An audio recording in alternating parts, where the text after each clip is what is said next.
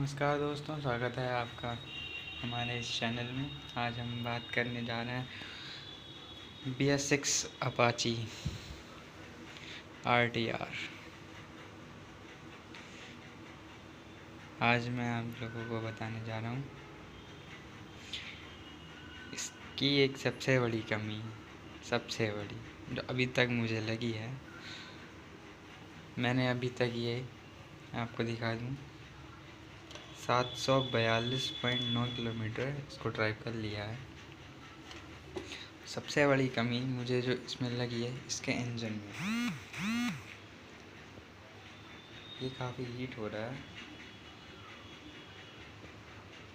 10-12 kilometre चलने के बाद ये हीट होने लगता है। अगर आपके साथ ये प्रॉब्लम हो रही तो मुझे कमेंट करके ज़रूर बताएं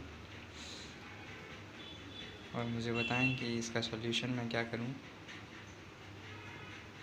बाकी तो मुझे ऐसा कोई कमी लगी नहीं है इसमें कि सब ओके।